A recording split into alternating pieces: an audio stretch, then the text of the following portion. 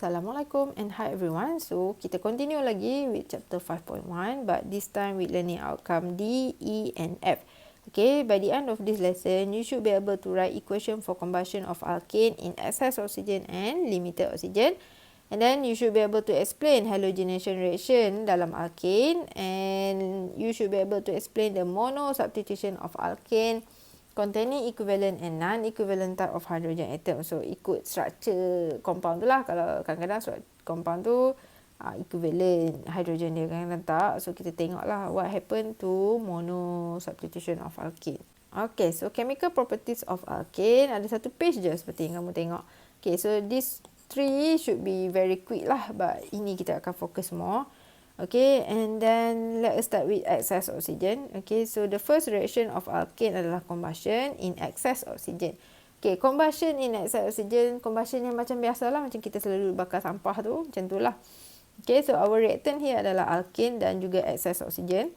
So our product should be carbon dioxide and water. Ini saya rasa dah 3 kali jumpa dah. Sem 1, and then kamu jumpa dekat chapter 2, and then kamu jumpa lagi dekat this chapter here. Okay, cuma beza dia, in this chapter kamu tak perlu tulis phase lah. Okay, so ambil alkane kamu, for example methane, bakarkan dalam oxygen, in the excess oxygen, and then you should get carbon dioxide and water. Okay, and then sama juga, if you take any other alkane, like this one, very complicated looking alkane, kamu burn in excess oxygen, you will still get carbon dioxide and water. Just that you have to make sure you balance the equation lah. Okay. Alright, so that is in excess oxygen. Next, what happen bila kita bakar alkane dalam limited oxygen? Okay, our reactant is still the same, alkane and limited oxygen. Tapi produk kita, instead of carbon dioxide, now our product is carbon monoxide. Okay, so carbon monoxide and water. So oxygen tu dah makin kurang. So CH4 plus oxygen dapat CO dan H2O. So balance equation tu macam biasa. Okay. And then next one, what if we burn alkane in a very limited oxygen? Kiranya lagi sikit lah oxygen compared to this one. Reactant kita sama, alkane dengan limited oxygen. Okay, bukan limited lah, dia kena tambah the word very limited oxygen. Okay, and then our product is carbon and H2O. Tadi ada O juga, at least for this one. This one dah memang tak ada O. Okay, carbon dan H2O. So what exactly this carbon? Okay, this carbon adalah carbon in the hydrocarbon is converted to elemental carbon ataupun soot in English ataupun jelaga in Malay. So, kamu perasan tak kalau kamu nyalakan kamu punya Bunsen burner and kamu tutup dia punya air hole dia tu, kamu akan dapat api merah and api merah tu ada hitam-hitam. Okay, so that is what we call soot. Okay, jelaga. Okay, and hitam-hitam tu kalau kamu letak something, nanti kamu akan dapatlah, hitam tu akan melekat pada permukaan yang kamu letak atas tu.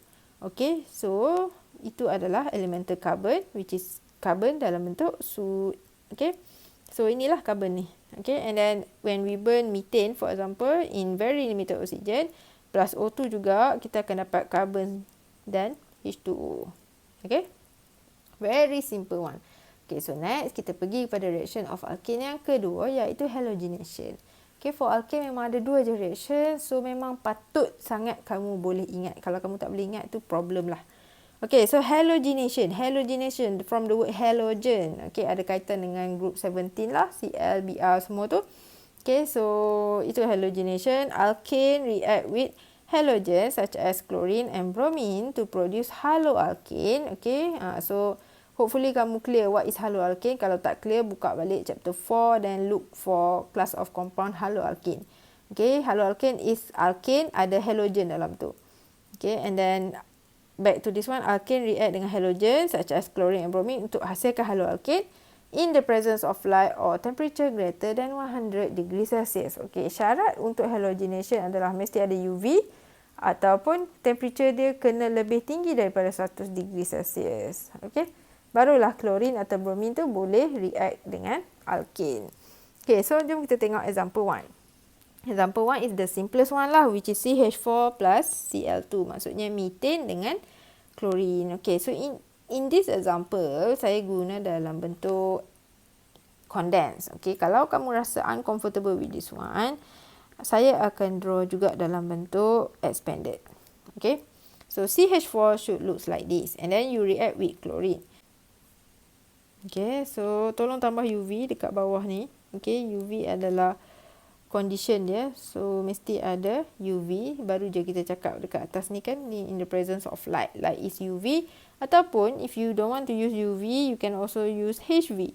What is HV? HV ni photon lah kan, H nu. Okay, so mana-mana je lah. Alright. Okay, so methane react with chlorine in the presence of UV akan menghasilkan haloalkane. Tadi kan, that's mean ada alkane dan halogen tu akan masuk dalam ni. Okay, so ini adalah, halogen adalah name of reaction dia. Tapi kalau type of reaction dia sebenarnya adalah substitution. Okay, so kita belajar dah in chapter 4, substitution mean ganti. Okay, so this Cl, we substitute one of this hydrogen here. Okay, ini yang paling simple kan. So, dia akan jadi CH3Cl. Okay, macam mana saya tahu? Sebab dia akan substitute one of the hydrogen. So, let's say lah kita padam this hydrogen, ganti dengan Cl. So, Cl akan masuk dan jadilah CH3Cl. Okay, so this is our product. Tapi H yang keluar tadi pergi mana? H tu masih ada, tapi dia akan jadi HCl. Sebab apa? Sebab Cl ada dua kan? One of the Cl masuk sini, another one will combine with hydrogen to form HCl. Okay, dia ada dua nama for this one. This is semua produk. Tapi beza dia, ini adalah produk yang kita nak lah. Okay, sama ada major product or minor product. Okay. Tapi in this case ada satu produk je. So, produk je lah. Tapi this one, HCl, dia bukan major, dia bukan minor. Dia more on side product. Ataupun sometimes you can also call it as by product. Produk sampingan. Okay. So, in organic chemistry, we are not going to focus on HCl. Ataupun we are not going to focus on side product.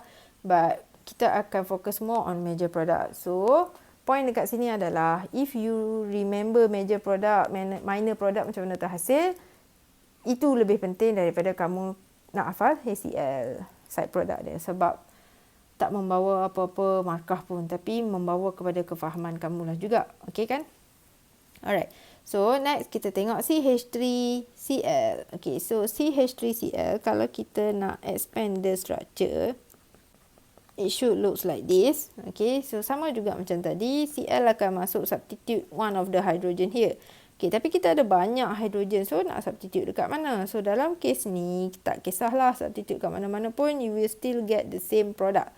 Okay, so let's say lah you want to substitute dekat bawah ni, H. Okay, substitute with Cl. Okay, so nama dia akan jadi 1-chloroethane.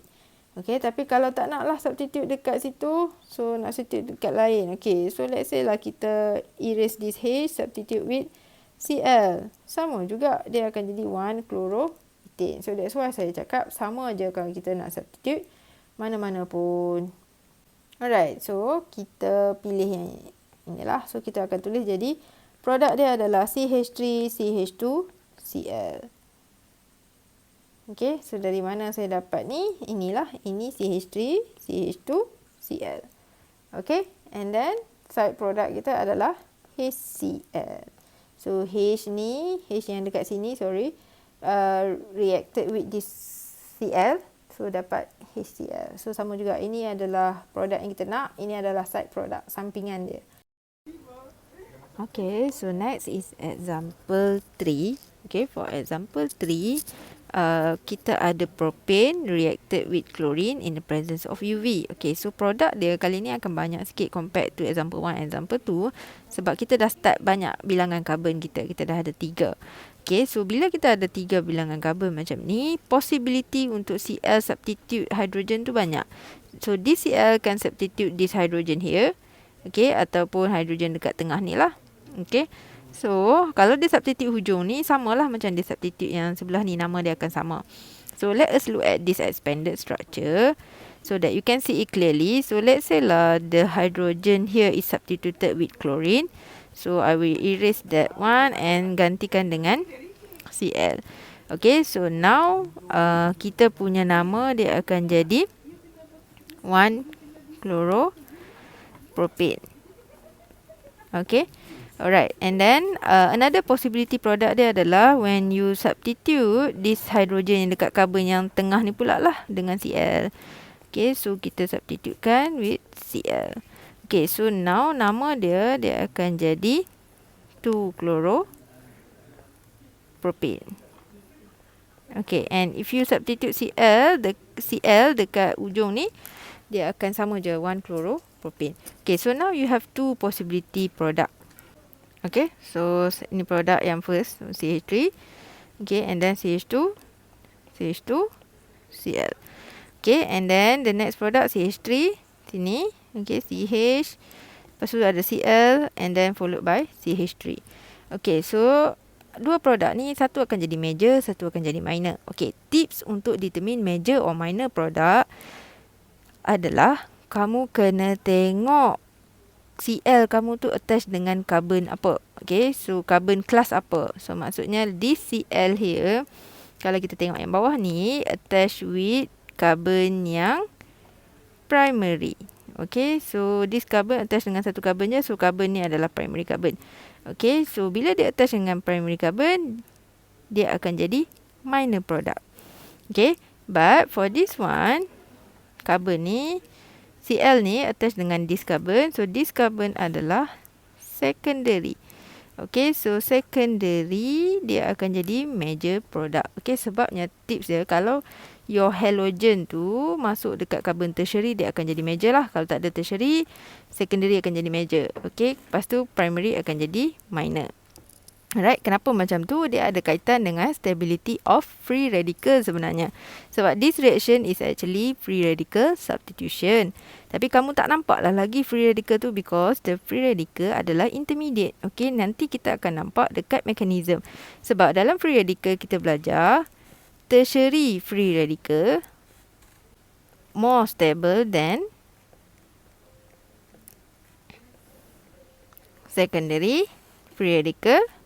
And secondary free radical is more stable than primary free radical. Okay, so that's why yang Cl bonded to yang tertiary akan jadi major. Kalau tak ada tertiary, secondary yang akan jadi major product, which is this one.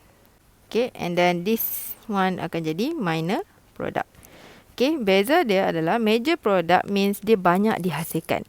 Minor, dia kurang sikit. So, kalau ikut percentage, this one approximately 55% terhasil. While for minor product, around 45%. Okay, and for HCl, ini adalah by product. So, kita ignore je lah dia. Okay. So, as you can see, for chlorine, kita ada dua produk. Satu major, satu minor. And, for your information, chlorine ni dia ada sifat dia. Sifat chlorine adalah fast and unselective.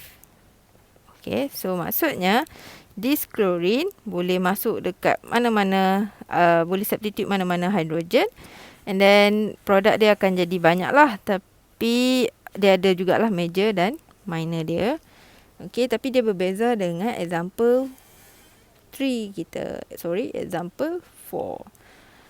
Okay, so for example 4, actually kita ada propane juga, but this time reacted with bromine in the presence of UV. Instead of Cl, kita react dengan bromine. Okay, bromine ni, dia lain daripada chlorine tadi. Okay, so this bromine, dia punya sifat dia adalah dia slow and selective. Okay, dia slow dan dia memilih sikit.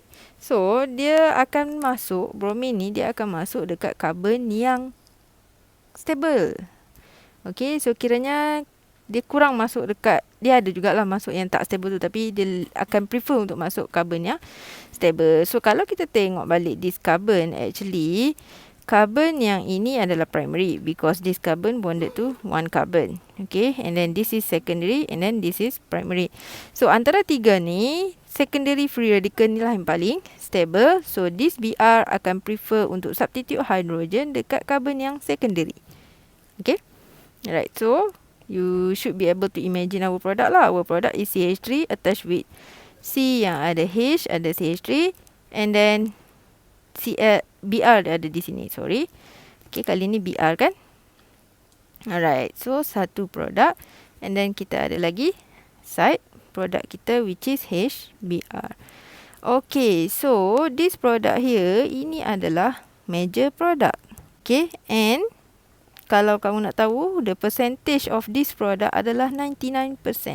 So, itu yang menunjukkan perbezaan antara bromin dan klorin. Okay, klorin tadi dia tak memilih sangat. Dia masuk je carbon mana, stabil ke tak stabil ke, dia masuk je. Okay, and product dia macam major dia lebih sikit je daripada minor. But for this one, the major product is 99%. Sebab dia very selective. Okay. Okay, so next one adalah try this. So, kamu boleh cubalah how many haloalkane can be obtained from monochlorination of the following alkane. Monochlorination here means substitution reaction tu lah. Maksudnya alkane react dengan chlorine in the presence of UV. Itu maksud monochlorination. Kalau bromin, monobromination. Mono means Cl tu masuk satu je. Dalam satu compound, Cl masuk satu. Dia tu bukan dua-dua Cl masuk. Okay, so you have this alkane. Okay, imagine that this alkane reacted with chlorine in the presence of UV. So, berapa banyak produk yang terhasil, and please determine semua produk dia, and please also determine which one is the major product. Okay, so I think that's all for chemical reaction of alkane. Okay, so kita stop sini. Thank you semua.